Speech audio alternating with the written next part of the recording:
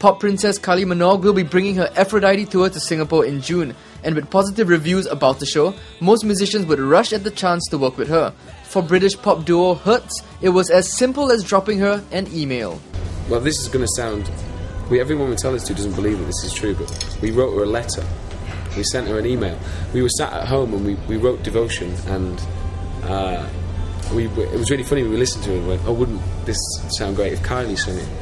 And then an hour later we went, what if we could ask her? And then we went, how do we ask her? So we asked around and we got an email address and we sent her an email.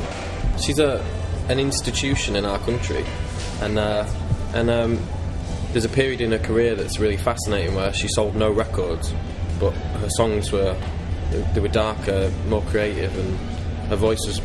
She used her voice in a very different way to what most people know Kylie for singing like. So the challenge was to kind of try and recapture that moment in her career on our song. When you guys said Kylie Minogue was like an institution, you talk about like what, Neighbours, when she was on Neighbours, right? Well, she's been releasing music for all of our life. Yeah. She released her first song in 1986.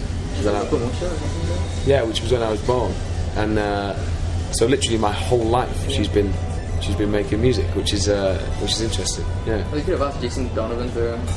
I mean, his career ended in like 91, didn't it, or something? He wasn't available. And when we listened to it and it felt like she would be perfect, and we didn't want to ask anybody else. It was either her or nobody. And so we wrote this email that said, would you like to Hello, We're Hurt? It's you or nobody. Yeah, would you like to sing on our song? And a week later she emailed back, and then the following week we were in the studio, and it was an amazing thing. We were very lucky that she was a fan of the band, and she was a great talent. Like it was the last thing we did on the album as well. It was the final moment of the album, which was considering the first song we wrote was the situation we wrote Unspoken in, which was the first song, was very bleak. To the final song be singing with Kylie Minogue was a great transition.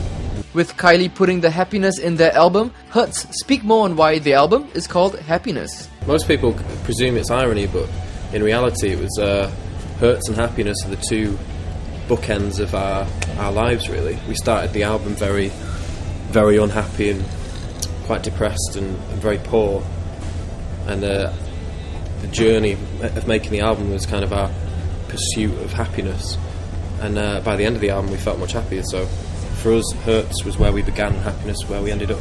Going through tough times and finally finding success after 4 years of being unemployed, what would be the first thing you bought? Find out what the boys from Hertz purchased with the newfound money.